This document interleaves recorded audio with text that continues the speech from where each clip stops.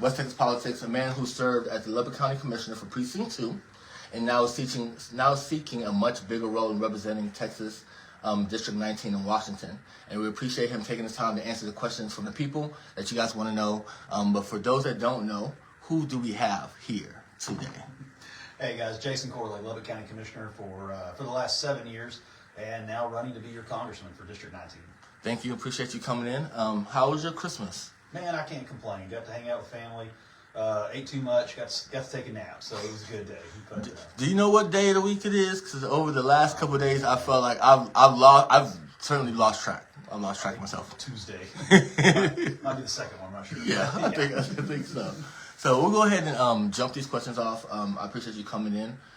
So you announced that you're running for Congress for Texas District 19. Why is now the moment for you to step up into that national role? Well, I'll be honest with you, availability. So nobody in District 19 has ever defeated an incumbent. So the only time you ever see anybody run is when a congressman retires. So Jody Arrington announced, kind of gave us all a little bit of short notice there that he was not going to be seeking re-election. So, it's kind of the scramble was on to, can I get a campaign together? Do I have the support? What do I need to do? So yeah, it makes it a little tough because it's a short race. It's a sprint. So there's some disadvantages and some advantages to that as far as campaigning goes. But why now? Well, this is a question everybody needs to ask themselves when they're going to get involved. Whether that's going to be, are you going to help coach? You're going to coach your daughter's soccer team? Or are you going to help? You're going to help out at church? You're going to volunteer on Wednesdays? You're going to teach a men's youth group? If not you, then who? If not you, then who? Then who's going to step up? Who's going to step up and take that role? That's really the thing that we all need to be doing on there. But for me, I understand policy. I can take a look at some of this stuff and say, okay, look, if you change this just a little bit, these are going to be the long-term outcomes. So it's always, anytime you make policy, it's a ripple in a pond. You make one decision one day, and then you watch that ring just get bigger and bigger and bigger. You see those changes happen. So every time the federal government makes a policy, actually, every agency makes policy, whether you're talking about the county, the city, the state, your school district. What's that cell phone policy done in your family? Anybody else's kids going through little withdrawals, coming home, and the shakes on that iPad get took away? Every time you make a policy change, it affects our lives. If you travel much, you go down to Jamaica, you want to see something neat. There's all these houses that are like 4 and 5 stories. Well, the reason being is their property tax law. Down there, they charge it's $400 a year, whether you've got 1 acre or 1,000 acres. So what do people do? They build these houses straight up. So you might have grandma and grandpa on the bottom story, then you might have the brother on the second story, then you might have the other brother, then you might have the uncle. All the family stays together like that, and they keep that property together. That's a tax code that was passed in the 1960s, and it became their own nation. It has affected the way that people build their houses in that country. So, when people say, "Oh, that policy, it doesn't matter. It doesn't matter what they do in Austin or Washington." Yeah, it does. Yeah, it does. That little rock in the pond, you don't notice it when it goes in the water, but you're going to feel that ripple. What's one piece of policy that you think, whether it's vestigial or not, that has taken place in Washington or here that people don't realize has changed the way that we run Lubbock? Oh, man. So one thing that first off, inflation, that's a tax we all feel. Everybody is seeing that. Did you ever notice how on the food, like some of the food prices didn't go up, but the portions got smaller? I think we all kind of noticed that at the fast food restaurants. Like, hey, they can go up on the prices, but I'm getting half as many French fries. Wait a minute. That's one of the things. That's big policy. That's something. Do we print a bunch of money? What's that going to do to the economy? So it's kind of like if the government could steal $1 out of your pocket without ever reaching into it. We'll just make the money in your pocket worth less. So, the running joke was, did you hear about the new $5 bill? It looks just like the old $5 bill, and it's worth $4. That's what happened to us. That inflation right there, that's really the biggest issue right now is affordability. Well, okay. So there's been a little bit of controversy here in Lubbock regarding the removal of your regarding your removal from the commissioner's seat after the launching of your campaign. But that's been given back to you, right? Who, me? Controversial? What are you talking about? Not me. I just show up and represent my constituents. One of my favorite quotes from last week was that it's all business as usual. Yeah. And I think that came from both sides, right? Mm-hmm. I was asked, is that going to make things awkward in the courtroom? I said, not for me.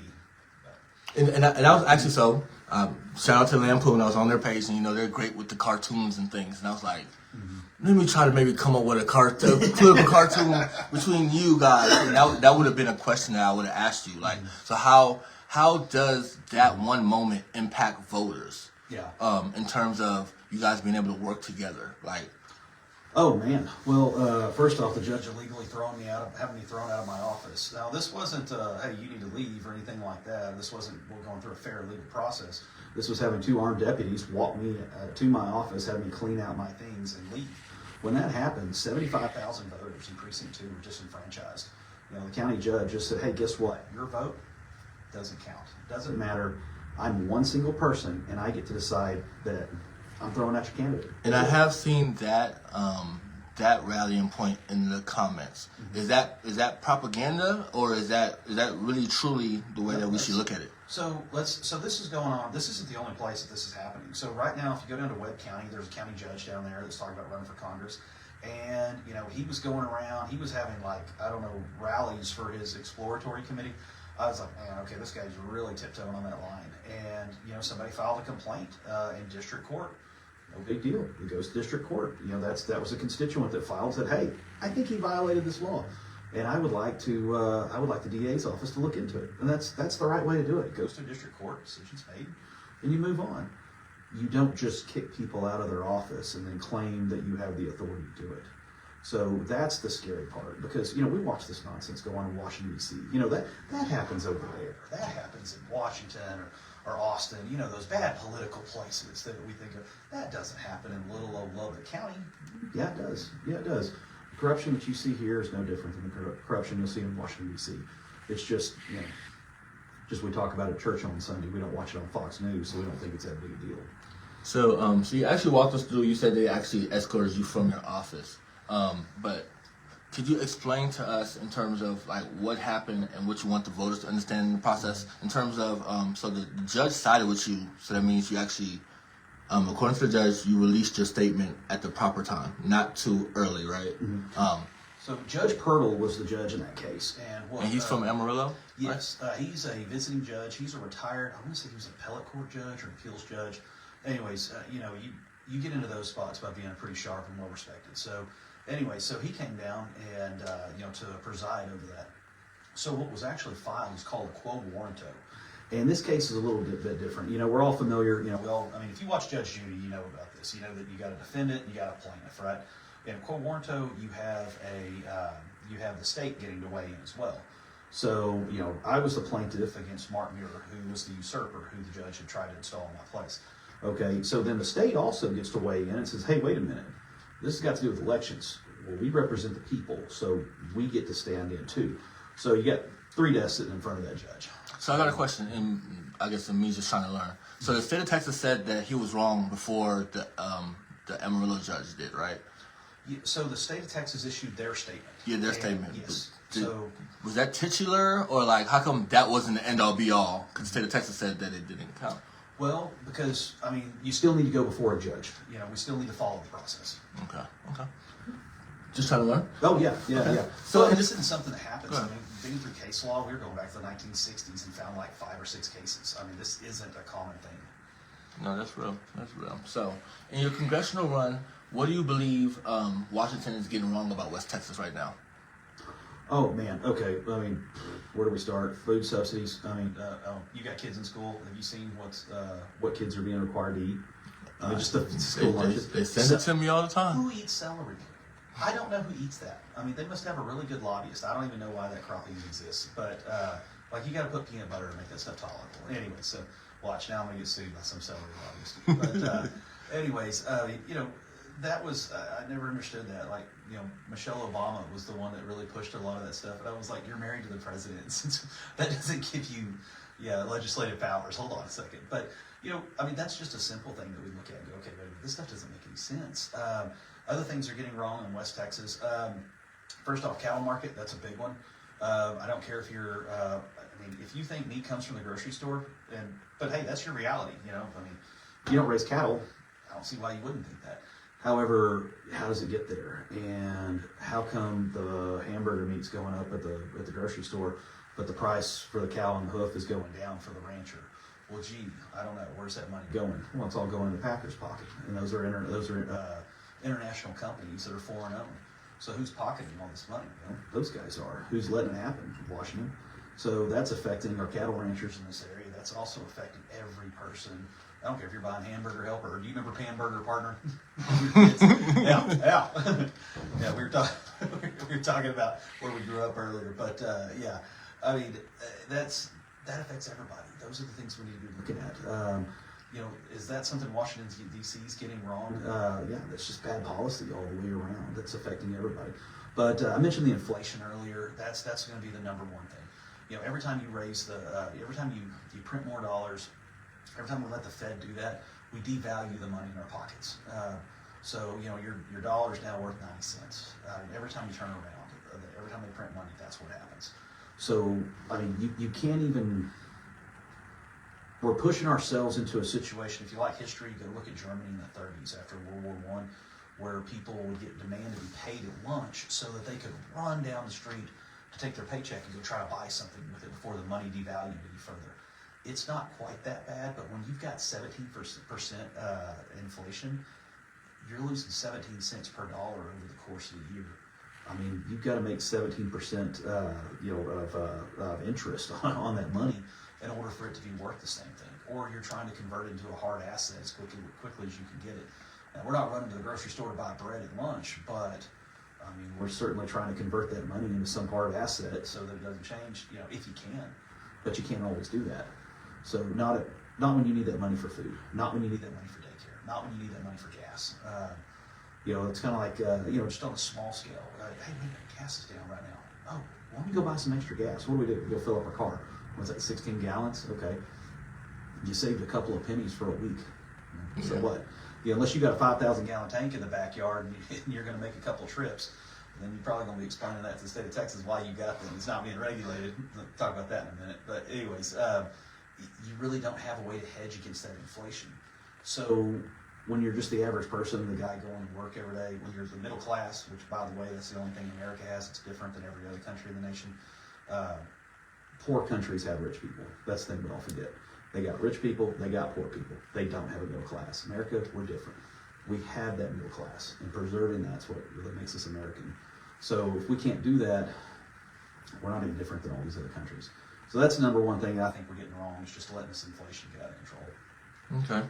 So you dealt with budgets, roads, property taxes, and everyday local issues. How will your county level experience shape your decisions in Congress?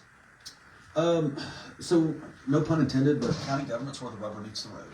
And, you know, that was one of the things that we would see, because we're talking about that inflation. So now my constituent, you know, he's getting robbed by the Fed on his paycheck, and then he's got to pay in taxes to try to keep the roads, you know, that go to and from his house and work in good shape, and he's using county government to do that.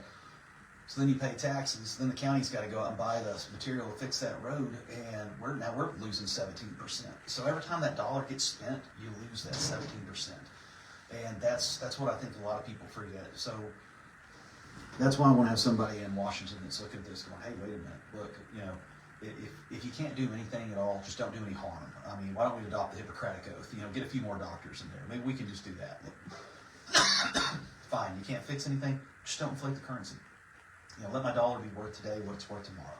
I mean, if we can do that, I mean, that's you know, that helps a lot of things, you know, at almost every level. But my experience as a county commissioner, you know, I mean, I've seen those budgets, you know, like right now, I think what we take 100, ad valorem tax value for Lubbock County was about $160 million. You know, my background was in the oil field on the drilling side. So, you know, we say $160 million, man, that's a lottery number to a lot of people. You know, when I see $160 million, I'm sitting there looking at this going, okay, well, that's this much for this month. That'll build this many miles of road. This, you know, those numbers equate in my head to, you know, this is what you can realistically get done for your constituent with that. So, not to cut you off, I have somebody in here. They have a question for you. They say, I'd like to know his thoughts on AI-powered surveillance by the Flock company here in Lubbock. Oh God, you get the right guy. Yeah, so I was pretty well opposed to the Flock cameras altogether. There's some commissioners. Are those the like the solar power cameras on the side of the highway? So some are and some are not. Now, So here's the question. If you want to have if you want a Ring doorbell, that's your property. You have no expectation of privacy in the public. Okay, so you can film your front yard. You can film the street in front of your house. That is perfectly legal. You can film your neighbor's front yard because it's in full view of the public. Now, you can't film their backyard, but their front yard, that's fair game. We have no expectation of privacy there. But here's the thing. That's your personal camera that you privately own. You're an individual. You are not the state. You are not the government.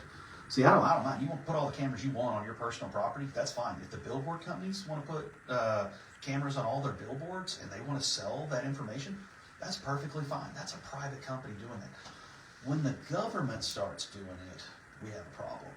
The other issues that you run into this, and tell me if I'm getting too technical on No, this, go ahead. if I'm going beyond what your listener actually cares about or your viewer cares about. But when the government does it, we got a couple rules we got to follow. Number one, who's got access to that data? That's what worries me. And with Flock, Flock, like United Supermarkets uses Flock. They're set up on their camera. They've got cameras all over their parking lots. So Flock holds that data for 30 days. Private company, do whatever the hell they want with it. That's their business. Government, Lubbock County, we have record retention rules, according to the state of Texas, that we have to follow. So Flock saying, the information goes away in 30 days. No, it doesn't. It can't. Not lawfully. And they're like, but it's not Lubbock County's data. It's Flock's data. I don't know about that. Because we're giving you permission to set up your private stuff on our roads to do that. Well, wait a minute. Like if you hit me up and you said, hey, Jason, because I had a guy call and ask me, he's like, I wrote a new book. I want to sell some books out in front of the courthouse. I'm like, you can set up out there, but you can't sell them. You're not allowed to make a profit on on county property. What's the difference in the bar ditch and the courthouse lawn, as far as the county's concerned? It's the same thing. So Flock is now going to set up those cameras. They're going to turn a profit off of it on county property. So that's where I disagree with it. Now, here's the other. Now, on the privacy side of it, here's the other thing too. How do you control the access? That's the other thing too. That's where when Lubbock County went to it, I was like, we have to have very strong set policies because we had incidents in other states where you had state employees, some of which were law enforcement, getting on there and tracking their wife and finding out she's got a boyfriend. Okay, well then they roll up in the Target parking lot and shoot the boyfriend dead. Okay, who's liable for that? That county or that city? You've got a problem there.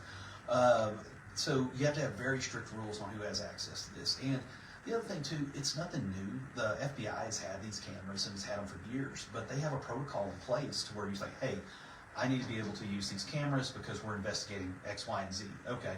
So they would basically, it was almost like an internal warrant. You had to kick it up the chain to get that permission. And it wasn't going to come back going, hey, wait a minute, how long have you been dating this girl you're wanting to follow with these cameras? They have protections in place to prevent that. So when Lubbock County started doing that, that's where I was going, wait a minute, I got an issue with this. We got to be very careful on it. Now, I voted against it. I got voted out on it. Now, don't get me wrong. Auto Theft Task Force, we have found a lot of cars this way that have been stolen. So it's worked out great in that regard. The other thing, too, on it, there's been some kidnapping incidents where those Flock cameras have came in really in handy. Like, hey, the guy kidnapped this little girl. He's driving a red Ford Ranger, like a 96 model. Okay, they can pull those cameras up and they can search for that license plate. They can search for that color of pickup, and you can find that stuff, quick. So, don't get me wrong, it's a great tool for law enforcement. We can save a lot of lives with this and protect a lot of property, but in the wrong hands, Are the very dangerous. Are the regular traffic cams that we pull up sometimes, are those not enough? So the traffic cams are just monitoring traffic. They're not. The Flock camera's not just a camera. It's the AI behind it. It's the being able to search the license plates. Now, currently, what they'll tell you is that, Flock, we blur out the faces. I don't care if you blur them out. You still have the ability to know who they are. But here's the thing: if I know where you are, if say I can log into the system, I can see where you are for the last 30 days. Mm-hmm. Okay, I can tell you where you'll be the next 30 days. Now, say I just pop in there one time and pull that data, and I wait 30 days. Now I do it again. Now I've got 60 days worth of data on you. That's going to be, I can pretty well predict where you're going to be. Or do I even need to? Or can you plug that into predictive AI? So, on the military side, this technology already exists. If you want to know more about that, get online, get on TikTok and start following what's going on in Ukraine right now. Facial recognition software, you're going to see those soldiers over there either using RF emitters to protect their faces or to have some kind of covering so their face can't be recognized. Is it, and this is two different places, because I remember the first I'm time about to nerd out on this, so yeah. The first time I went to New York, right, and they told me, when you get off the plane, you're going to be on camera until you get back on the plane. Yep. But that wasn't a scare to anybody. It was post 9/11, but it was like, that's just the norm out there. Is that just a cultural difference between West Texas and maybe New York? Or is it that big of a deal? Or what freedoms are you willing to sacrifice in order to be safe? All right. So Benjamin Franklin said, any man that if you're willing to give up an ounce of freedom for a pound of safety, you deserve neither. And I think he was right on that. And I mean, if private individuals want to put cameras all over their property, that's their business. I don't have a problem with that. It's just when the state starts doing it, man, we got to have guardrails. We got to have very, very serious guardrails on this, because this is where you get yourself into a lot of trouble. And it's not necessarily that you've got bad actors inside of the state, which there are some. Come on, we know this, but it's not necessarily that they're there. It's just that the data's being collected, and then what do you do with it? Well, like, where was it? I was eating was it Fireman Subs or something like that. It was. Have you seen the Coke machine that you go in there and it's got like the touch screen? Yeah. Yeah, you pick which one you want. Yeah. You know that thing plugs into the internet, right? Really? It's tracking what you're buying and when you're buying it. And I didn't think they would need to. They're fancy. So that capability. So what they're doing with that information is, okay, let's say that you notice, hey, okay, Fireman Subs over here, we're not selling much Bart's root beer around Texas Tech. Okay, we need to increase our advertising. All right, so we're going to do a big social media push on Instagram, TikTok, and whatever else towards people that frequent this area. They're going to geofence it. And, we'll start pushing this advertising out to try to sell more Bart's root beer over here. They're buying Sprite like crazy, so we don't need to push that. So that's what you can do with it. I mean, it's a really neat tool for, studying human behavior, what people do and how they do it. So for marketing purposes, this stuff's amazing. When you start getting further into it, when you start having the wrong people asking, what can I do with this technology?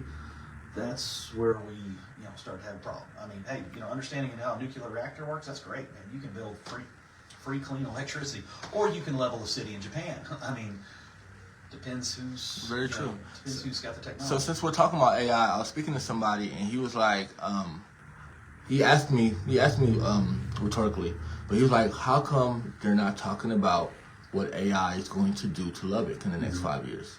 He's like, how come I don't hear them sounding the horn about how the whole landscape of everything is going to change in terms of the job market? What's your opinion on that? So your friend's asking a really advanced question that I don't get very often, but and he was a business owner, yeah. very, very he's a sharp cat. yeah, sharp cat, yeah, like, you know what I'm saying? Yeah. So dealt with a lot of money, so it was like, okay, just do. So what's the AI going to do, and how is it going to change the future around here? It's going to increase accessibility in a whole lot of ways. But it's going to be anything and everything. So if you want to see what that future is going to look like, and this is going to sound, oh God, let me go get my tinfoil hat on. But go back and watch Star Wars. Watch how they use drones and droids. All right, that's AI. That is what that's going to be. So, but it's not. Did you ever notice there's there's mechanics, that were doing mechanic work, but there was still a mechanic, working on things. But he had a little droid helping him. R2D2. Yeah. Good Lord, I got it backwards again. All right. Anyways, so what was he supposed to do? Well, he was the nav computer. That's what his job was, and on the ship, he just handled a lot of little things. So that's what AI is really going to do for us right off the bat. Because the thing that he was saying was that AI is supposed to replace 95% of the workforce within 5 years. Oh, and he was saying that's 5 years. So what we did with AI was we went the cheap and easy route. When you walk into McDonald's and you ordered off the kiosk, right? Okay, so you walk in here to a giant iPad. All right, let me pick what I want. I'm gonna get the number 14 with a Coke. Okay, cool. And don't think that thing ain't tracking you and making a lot of decisions on marketing based off of who I am, what I'm doing, and why I'm in there shopping. Anyway, so we went the easy route. Okay, but here's what's going to happen. That's what's going to happen first. It's what happens with every technology. But we're going to start to get to where we're like, man, I miss that human interaction. You know, I don't want to order off a screen. I don't mind if the hamburger in the back is getting flipped by a machine. That doesn't bother me at all. I just assume. I don't know if you ever work fast food. I still got grease burns on my arms from when I was 16. Okay, so yeah, you know, I don't have a problem with the machine grabbing the bag of French fries, throwing it in there, and knowing that a high school kid is not getting grease burns. I can live with that. That's not bothering me a bit. But I do like the fact that I know that his daddy is probably the technician who's going in and servicing that machine, who's making those repairs. You know, he's the one that's plugging into the back of it, like you do with a car right now, in a scan tool, and saying, okay, what's this thing doing? Why is it leaving the burners on so long? Let me change the setting. So yeah, that's great. But what's going to happen is we're going to get to where we're like, man, I want that human interaction. You know, I mean, I can go, like I used to own a Hunt Brothers Pizza. You know, we had that in Slayton for a little while. And that was a prefab pizza. I mean, it was ready to go. You pulled the crust out. It was frozen. You put the toppings on. You zipped it through the oven. And you got a pretty decent pizza. Now, it was not a hand-tossed Giorgio's pizza by any means. You know, it wasn't one guy from Italy's. You know, I couldn't walk over there and watch a guy, you know, actually make this dough out. So what you're going to see is you're going to see the AI, you're going to see the machine made, and then you're going to see the artisan. I'm talking, your guys talking about 5 years, I'm talking about 10, 15 years down the road. We'll pay more for the artisan is what's going to happen. We're going to pay more for that human interaction because we can get the machines. The machines are going to be cheap, so cheap, you know, the next 10 to 15 years that people are like, man, I'd really like to, you know, I think I'll pay I can get the pizza for $5, or I can pay the extra, you know, $15 and, you know, watch the guy like toss the pizza up and spin it. And that artisan thing is going to become very important, and people are actually going to pay extra money to see that. So that's where your AI is going to go. Now, as far as replacing 90% of workers, I think Elon Musk had made mention of that.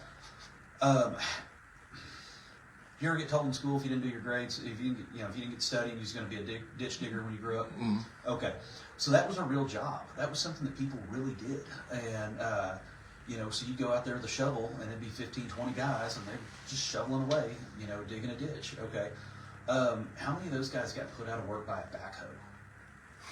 You know, doesn't bother.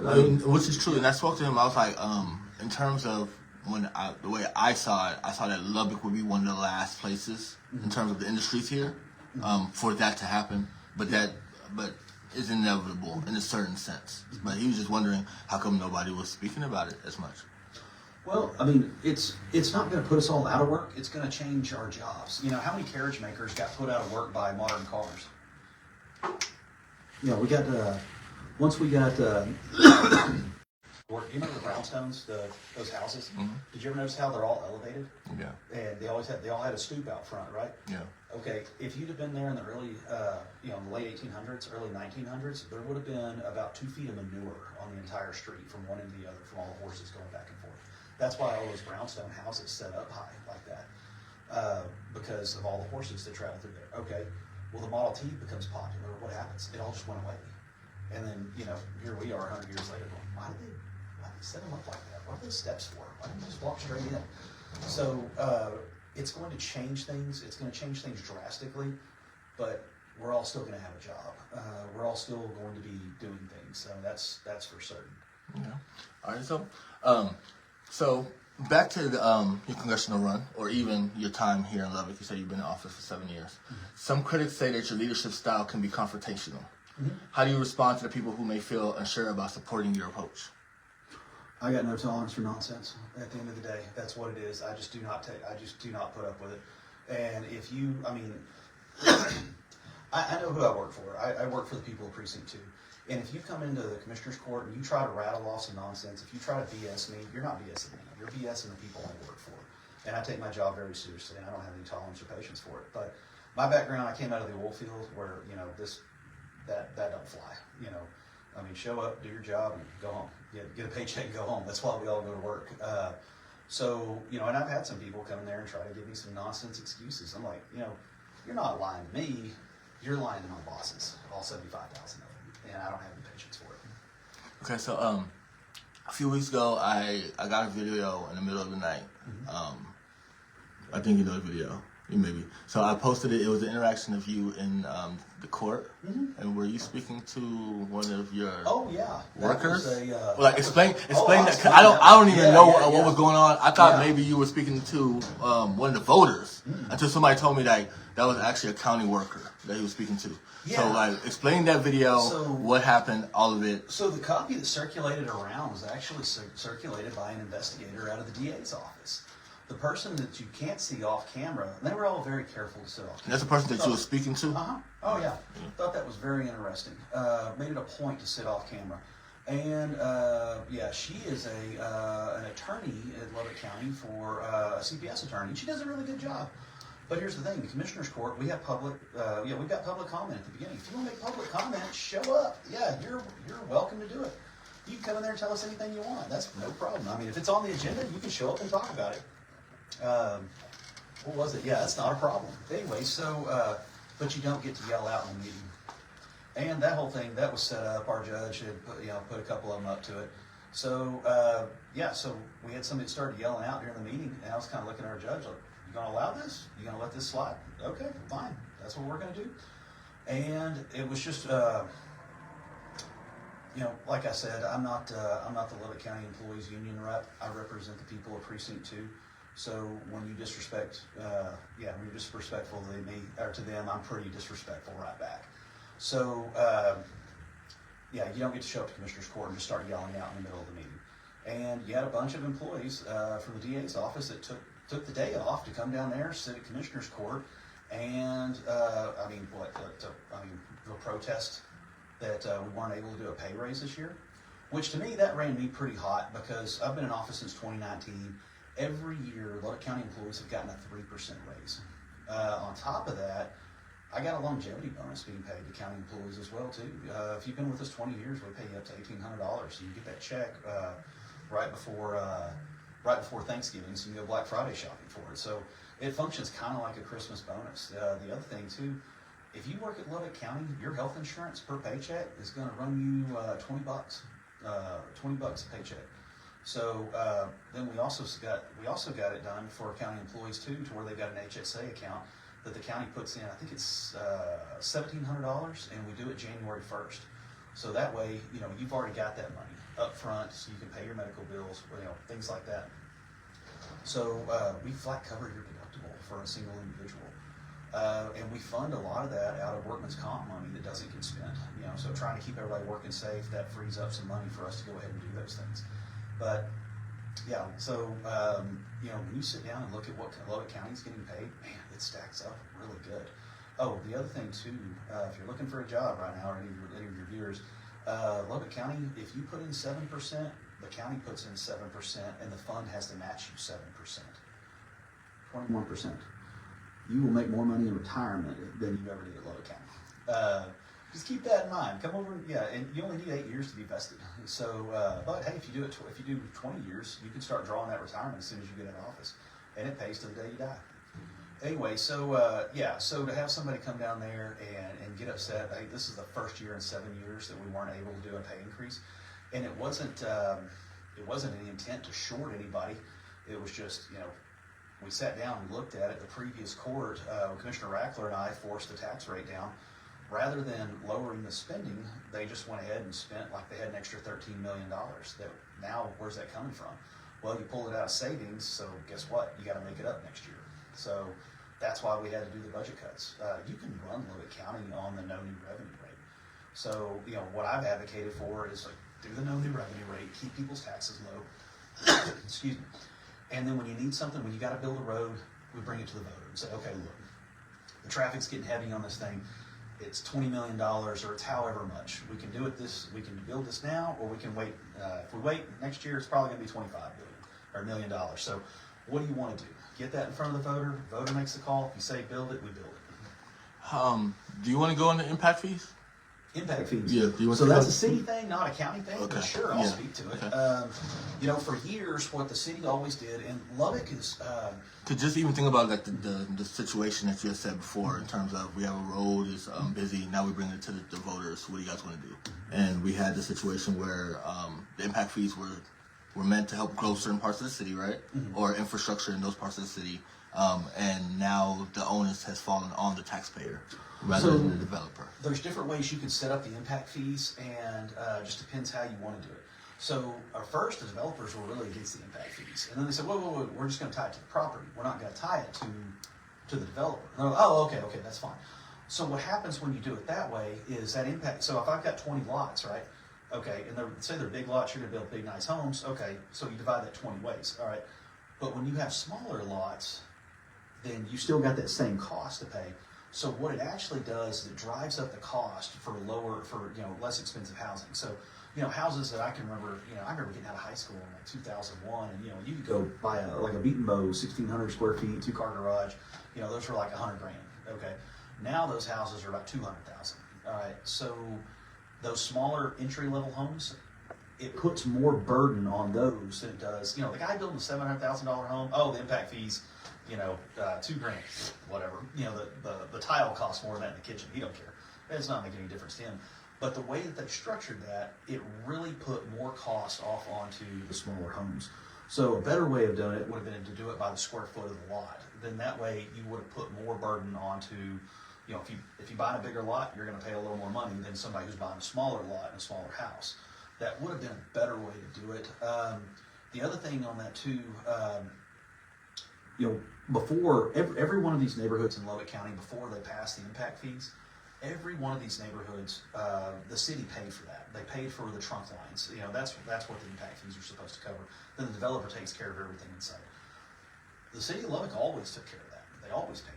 So did the taxpayer always pay it? Yeah, they did. But back then, it took 7 years to recoup your money to recoup on that investment. So yeah, you build the bigger road, you build the water lines, the sewer lines, you put that stuff in. Gas company, they do that themselves. But anyways, you go ahead and put that stuff in, and then it'll take you about 7 years. But once it filled up with houses, you made that money back, and that was just part of growing the city.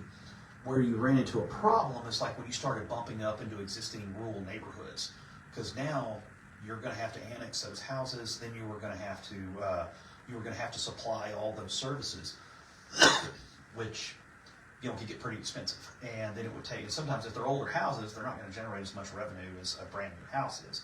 So if you were annexing an area that was smaller homes, you weren't going to make much money on it. If you're getting something that was bigger homes, you probably make it back pretty quick. So that's where you actually ran into the problem. But Lubbock County, City of Lubbock did it without impact fees forever. Now that was also prior to spending $64-ish million on the city hall. I think it's $64 million that we know of, and then we run. That's not a slight at our current administration. They were. This was done long before they got there. So, so how much debt does the city of Lubbock have right now? So that's what makes it tougher. What is that number? Because I put a post up. I believe the number was wrong. Speaking to a developer, and somebody corrected it, and I think they said it was 70 million. Is it 70? Oh, on the debt on the 64 million is the number that I remember, but I don't know how accurate that was. That was the number getting floated around back when they were remodeling that thing. So that was a weird one because the city's own engineer said, "Y'all need to tear that down." He said, "Nope, we're fixing it." So that's what they went ahead and did. But hey, it's done. It is what it is. So now we got to move forward. But you're talking about the impact fees. Money begat money. If you're going to build these new neighborhoods, which are going to generate more tax revenue, then you need to go ahead and do that. So you're going to spend that money up front, but then you build a new neighborhood, and then that generates more revenue. And I think that's what the developer was saying was that the families that they put in these areas are raising taxes. And I think that he named one subdivision. He was like, that's going to raise $70 million over the course of the year, just with the houses in that area. Oh, yeah. And that's how he felt like he was actually helping the city more than actually paying the tax. Yeah, so say you got a vacant lot and it's generating like $50 worth of property tax. And so what? It's generating $50. But if I go in and build a $100,000 home, or realistic numbers here, build a $200,000 home on it, all right, now it's generating considerably more money. Just because we built the house on it. Now, did you have to build the water lines? Did you have to do those things? Yeah, but that sewer line, that stuff's rated for 50 years. Will it last longer? Probably. That water line, are you going to get 30 years out of it? Yeah, probably. So, or probably longer. So, when you start, so how much money is that house going to generate you over the course of the life of that water line, that sewer line? You know, you're talking about that same house that's generating $5,000 worth of taxes. Okay, well, it's going to do that for 50 years. So, all right, yeah, it generated that one house was at $250,000. Do you think that causes maybe certain parts of town to be forgotten? So when you start talking about redevelopment, this is why. If you go into a neighborhood where the houses are worth $50,000 a piece, you know, say they're old, you know, they're old or they're run down, but we've got old neighborhoods that aren't run down too. So, you know, does it have more to do with who lives there and how they want to keep up their house? But it's like, oh man, it's like you ever been on a military base? You know, if you ever lived on base housing, one of the things they're going to tell you, it's like, you know, people hate it because you got to cut your lawn, it's got to be this tall, and this has got to be right, and this has got to be right. And, well, why do they do that? Well, okay, if the grass gets cut right, we don't have to worry about people parking their cars in the grass, because if we let people park their cars in the grass, then they're going to be changing tires. Then we're going to be swapping motors in the driveway. Then we're going to be letting, you know, who bought all these pit bulls? You know, then we're going to have those things running loose. And then we're not taking care of our fences. And then you start to see that stuff going downhill. That's why it's tough. Like, that's why it's tough when you see an old neighborhood where there's a vacant lot for whatever reason. Maybe they tore the house down or something. Mm-hmm. You don't always see a brand new house going in there. But the problem we've got in Lubbock is we don't have upwards pressure. Lubbock just keeps growing. It's just sliding along the sand. You know, eventually it's just going to run into brownfield. Then what? But you know, we don't have that upwards pressure. If you did have that upwards pressure, if all of a sudden the value of that farmland that these developers are buying up, if that stuff tripled or doubled, well, now we better start redeveloping these neighborhoods. Now we better start doing that. So how do you start to redevelop old neighborhoods? You're probably going to need some tax incentives to do it. So to get people to say, hey, you know what? Let me go in here and buy a couple of old houses and fix them up, and and try to get them to be, let me try to get homeowners into these. So cities can do different things on that to try to incentivize, homeowners to move into those. What you don't want is more rental property. Like one of the things that I learned with all this stuff that Lubbock's about, we're over 50% rent houses. I kind of went, oh man, And it's crazy, because I seen a comment that their take was, properties aren't kept up because they're rental houses. That's what you're getting at, right? Well, the person that's renting there doesn't care the same as the person that owns it, and when you own it, you take care of it a little bit differently, so right? Yeah, and we're painting with kind of a broad brush there. Now, don't get me wrong. I can remember when me and my wife were still dating. Her front yard looked like a 22-year-old woman lived there. That it got mowed with the weed eater once a month or however often. But the guy that rented a house across the street, they've been renting it for 30 years. I don't know why he never bought it, but man, his looked great all the time. That's just who he was. But yeah, by and large, we're painting with a broad brush. But a lot of times, if you're renting, you're not that committed. Because you're here for 6 months. But if you buy that house, man, you're going to be paying on it for 30 years. So you're a little bit more invested in that. So I mean, broad strokes, but yeah, that's fair to say. So what are some of your top 2 or 3 policies or priorities that you think will help the farmers in District 19? So if we're getting on ag policies, let's talk about the ranchers for a minute. CRP grass, one of the things that needs to be getting looked at there, CRP program, they started at back in the 80s, and it was done, it was intended well. It's like there's some land we really just don't need to be planting on. So to try to get that land out of usage, they went ahead and started paying people not to farm it. So a lot of people put land into CRP. So now you got this grassland out there that's can't be grazed. Well, it can only be grazed under certain conditions. You want to make life real easy on your ranchers. You want to help your young farmers. Just let us graze CRP grass. That's all you got to do. And here's the question. Well, okay. Well, all right. All the rural guys will care about that. And what about how do you get the big cities on board? How do you get those congressmen? Well, it's simple. The people that care about carbon sequestration. We hear that one come up, right? When you've got that grass out there. No, actually, for us that don't know about carbon Okay. What is that? All right. I think it's nonsense, but I can still explain it. So. Carbon sequestration. So you have this idea that you got too much carbon in the atmosphere. I think it's nonsense, but that's a whole other show. Anyways, so you've got you've got companies that are trying to lower their carbon footprint. We want to put less carbon into the air.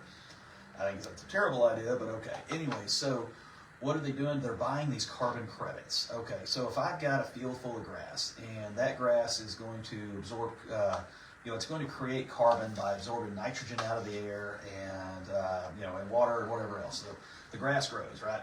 And it creates carbon. Okay. Well, here's the thing. So it's pulling that carbon out of the air. Or at least so goes the theory. Okay. So you have got ranchers that are actually being paid to sequester carbon. They give them so many cents per acre or whatever. I think the whole thing's a bunch of hoopla, but that's fine. Anyway, so you got people that care about this, so we can respect that. But here's how that grass works. That grass is going to grow about 2 feet tall, and it's going to stop. But if we put cows on it and let those cows graze it off, you can graze it depending on where you're at. You might be able to graze it 6 times. You can sequester 6 times as much carbon. So what do you do when you get to Congress? If you're a congressman from District 19, you walk right over there and talk to the guys that care about carbon sequestration. You're like, hey man, let me show you how to multiply that. Let me show you how to sequester 6 times more carbon. It's called a cow. Not hard, and it makes hamburger meat. So all you have to do is just let us graze CRP. That's it. And you're going to open that up, and that's guys that are raising chickens, that's guys that are raising sheep, that's guys that are raising cattle, whatever. Not a problem. So does that help your ranchers out? Yeah. Then you don't need Argentinian beef. The other thing too, you've got to get under control. If we're talking about food prices and helping the West Texas, any of your meat producers is, you've got to be looking at we've got to be looking at these meat packers that have come in. They've been bought out by overseas countries. Overseas companies, and it's a national security risk. If you can't control your food, what are you going to do? Look who owns these companies. When you've got out of Argentina and out of Brazil, okay, Brazil's our #1 agricultural competitor right now. China, when they started forming the BRICS, now China, they wanted to get food independent of America back in 17. So what are they doing? They're buying all their corn, their soybeans, they're buying all that, their wheat, they're buying all that from Brazil. So that's a problem if you're producing here. So we gotta change something because we're losing our market really fast. Can you do that and solve a lot of your problems for your cattle ranchers? Can you lower the price of beef at the grocery store? You sure can. That's one thing we need to be looking at. If we start talking about cotton, one of the best things that we can do is just get back to the way our great granddads farmed. We need to get back to rotational crops. But the reason why don't farmers do that? Well, farmers aren't stupid. It's just you've got this commodity program, you've got this subsidy program that's set up to get them to farm the way that they're farming. Because farming's, it's a gamble every single year. But if you can get insurance, to lessen that chance of you going out of business, well, yeah, you're going to take it. But there's strings attached, and you've got to follow those strings. So what do we need to do? We need to set our farmers up to be able to do rotational crop rotations. You can make better cotton that way. If you're set up on a 3-year rotation, let's get a little bit technical. So farmers have a 5-year average that they're always going to be concerned about. They want to make sure that their averages are high. So when they do lose a crop, that's what you're going to be looking at. The insurance company on that 5-year average say, okay, let's say you insured it for 60%. All right, we're going to pay you 60% of what your 5-year average is. Well, if you throw 2 years of rotational crop in there, that's going to start driving down that average. So they don't want that. We need to just go ahead and leave that out and say, look, if you're willing to go into a 3-year rotation on this, whatever your 1 year is where you made that cotton, we'll let you keep that as your 5-year average. You don't have to incentivize it. You just need to stop de-incentivizing it. So, those are simple things that you can put in place that they'll make a huge difference right off the bat. Okay. That's just on the ag side. But So, District 19 is large and is diverse. How will you stay accessible and connected to communities outside of Lubbock, such as Plainview and Snyder? Also, as well as Lubbock, to where we hear certain politicians are just not as accessible as people would like them to be. When I got in office, when I ran for this the first time, I just gave everybody my cell phone number. It hadn't changed. It's 806-577-9778. Call me. I don't have a single problem with that at all. Now, that being said, district offices, that's something you can do a lot with. Congressmen are given about $2 million a year to run their offices with. So you got to have your DC office, but you need your district offices too. Currently, we've got 2 offices. We've got one in Abilene, we've got one in Lubbock. We really need one out back. We need to put one back in Big Spring. It doesn't have to be a big office, but something small. But a lot of times when you go into a congressman's office, you see a lot of young men and women just graduated from university. They've got bachelor's degree in political science, going to work for this congressman for a year or two, and then they're going to move on to something bigger and better. That's great. But how I want to serve the district, I want people that are grant writers. That's what I want to staff my office with. I want one for cities, I want one for counties, I want one for school districts. Primarily on those three fronts right there, because there's so much grant money out there the federal government never even gets around to spending. So I want to make sure that I've got those people in place, that are having those conversations, once a week, once a month, something with all of your mayors, your city managers, your superintendents, your county judges, that are having those conversations, going, hey, look, there's a grant right now that you guys could apply for. Here, well, we've got all the demographic information. Getting that over there to them. Here's a letter of support already from the congressman. Here's what you need. Go ahead and get this filled out. Let's get this put in. Because Lubbock County, we're the 17th largest county in the state of Texas, and we don't have a grant writer on staff. So I know some of these smaller school districts don't. I know some of our smaller counties don't. Our smaller cities don't. I didn't know that was a position or a thing until I was doing research on what's this? Mirror? Is that how you pronounce his last name? Mirror? Yeah, because he was a grant writer, right? That's news to me if he is. I wasn't aware of that. But yeah, I'd like to get grant writers in those positions that are just looking out, because what's going to happen, we're going to see, well, hey, we missed that grant because, the demographics were off just a little bit, or we didn't have quite enough kids, or we had a few too many kids. Okay, we'll go back to whoever wrote the grant. Say, hey, let's talk. Can you bump that up just a little bit, and then that way you can get these, can we add just a little bit to that grant I just changed one thing for me. Cities that rhyme with Lubbock or Battling. That's all I need, to include those. We can start working on making sure those grants do encourage this district, because Congress is going to spend what they're going to spend. It's your congressman's job to try to get as much of it spent here as possible. So, I'm not advocating for tax hikes or advocating for anything like that, but if that money's going to get spent, I want to see it spent here in West Texas. Okay. So, we're in West Texas, we're in Lubbock. It is Tuesday, I think we determined earlier, right? Let me check. Yeah, it's Tuesday. Thursday is a big day, it's New Year's, but in the sports world for Lubbock and Tech. Mm-hmm. We're in Miami. Mm-hmm. Well, what's your take on all that? What's your opinions? Give me your sports prediction. I know that's kind of strange from what we're here for. No. I think Tech's got it. They're making a lot of talk about it. Well, OU's got more players that are fixing to get drafted in the NFL. Yeah, I'm sorry, OU. Oregon. Yeah, so what? I think, you couldn't have bought a better team for Coach McGuire to coach. I'm going to say that right now. He's got some stars. He's got some athletes. And everybody underestimates Tech. That is all there is to it. And don't get me wrong, I was going to college during the Mike Leach days. That was the best part. It's like, all right, we're not going to the national championship, but we are going to ruin somebody's season. Who probably is. I never forgot that face of Colt McCoy where Tech scored on him and won the game. Just him on the sideline going, just looking at the scoreboard, couldn't believe it. How did this even happen? Just watching. That was one of the greatest things ever for me, was watching Tech pull off these upsets. But you know what? One thing that hasn't changed. We're in the limelight now, but they always underestimate Tech. The BCS bowls, however they're calculating all this stuff, they always underestimate Tech. If you can get going to a good bowl game means you got to win 8 games. Well, Tech will have to win 10. even get treated fairly. It just is what it is. But no, I think we got Oregon. Let's see what happens after that. But, wild question.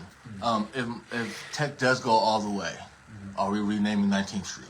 Because I've seen somebody leave that on the 806ers that if Tech does it, we have to rename 19th Street. Oh man, what are we going to go with? Champion Lane? No, they were saying that needs to be McGuire Avenue. McGuire Avenue? Oh wow, okay. Well, we got Marcia Sharp Freeway, and that's what they were going. That's what they were going at. Man, I don't have a problem with that. Ain't gonna bother me none. Though that sounds like a plan. Okay. That's a City of Lubbock thing. I don't think they'll have a problem with it. Yeah. But, Well, I do appreciate you coming in and sitting down with us and answering every question. Actually, I have one more question. Sure. So I have one more question. I think this would be good. Somebody gave me this question, but I think this would be able to put you in a position to be able to explain yourself. Mm-hmm. Somebody was telling me that you're very back to blue, but they wondered why you were for defunding the fire department. The fire departments. Okay. So no, I wasn't supporting defunding the fire departments at all. What we ran into, actually, so we pay our firemen on a 5-year run average. Lubbock County went away from that in 2011. I started working on getting that reinstated and got it done in 2019. So, I'm the one that got them back on the paper run. The other thing too, the critical needs funding, this is a problem that you see with a lot of Republicans is, man, if you can't get it all, you just push back from the table. And then you get beat by the Democrats because they get a piece of that pie this year, they get a piece next year, they get a piece next year. 8 years later, they've ate the whole pie. So, the fire department's funding, I said, okay, look, guys, let's get a piece this year, we can get a piece next year, we can get a piece next year. And, so the first year we got the run average back. Okay, great. You get paid on a 5-year average for what for your runs, because before they were like, oh, we'll just give everybody a little bump each year. Well, back in 2011, that made sense because Roosevelt Fire Department was running the same number of runs as Woodrow Volunteer Fire Department. Well, 2019, we've had all this huge difference in growth out there. So now they're running 600 calls a year, and they're running 60 calls a year, and the county was giving them the same amount of money. It's like, wait a minute, this doesn't work. So we put the pay per run back in, and so what that does is that takes into account, so a busy volunteer fire department will receive more money. The other thing too, when you're paying on that 5-year average, each year it's going to trend up a little bit or it's going to trend down just a little bit. So it doesn't really make a big difference. But anyways, no, I'm the one that got that, worked to get that back reinstated, working with our fire chiefs to get that put in. The critical needs funding, that was something, we started that off with a little bit of ARPA money to get that going. And then, the county was kicking in $500,000 every year. So the move was to try to get that moved over to being a base that really helps out your smaller fire departments. Now they've gotten it every year, but it was something we wanted to get it in place to where that was solid and it stayed. So that was actually kind of our county judge. It was like, well, look, if you're cutting 10% across the board, you got to cut 10% on that one too. And I'm like, but we don't spend much money there. So let me put this in perspective. Lubbock County last year, we spent about $1.6 million on fire protection, split between 11 volunteer fire departments. If we created an ESD, or emergency service district, according to state law, we have to fund that with a 5-cent tax rate, so that's about $15 million. We're spending a little over 1.5 right now. That's the best deal in Lubbock County. We're getting our fire suppression for Lubbock County for about 10%, a little more than 10% of what it would cost us if we did ESD. So, yeah, the way it's working right now, the volunteer fire departments, they maintain their autonomy. West Carlisle, Tim Smith knows how West Carlisle needs to run. You look around your other volunteer fire departments. If I go out to Wolford, I'll go talk to Chief West out there. He knows how that needs to run. Bill Sides knows how Roosevelt needs to run. Let them operate that way, maintain that autonomy, but let's put a system into place to where we can better fund these guys, because man, it's tough to pay for a fire truck with phone cakes. So we got that thing in. So what actually got cut was out of that $45,000. That critical needs funding is what it's called. But it was 10%. Is what got cut out of the total funding. But that worked out to about $20,000 for volunteer fire departments. What that worked out to. But going into next year, we'll be in a better spot. So we'll get that money back for them. So it was just when you blow $13 million one year, you got to make up for it the next. So there were some things that got cut. Well, Justin Corley, thank you for sitting down with us today, taking the time out of your day. We spoke for an hour. Thank you to you, but I really want to thank the viewers. The people, I see the same names that keep popping up on here. We've been talking for an hour. So Chris Mike Epler, I've seen your name like 20 times. Shout out to you. Matthew Kirk, shout out to you. Kelly Rowe, I've seen you pop up. Shout out to you. This was a very important conversation because it's a very important race, and our goal is to help the community stay informed and move forward. Everybody that's watching, stay tuned to the 806 for our complete coverage of District 19, and we're going to do more in 2026. And my name is Previs, and this has been the 806er One-on-One interviews, and thank you for tuning in.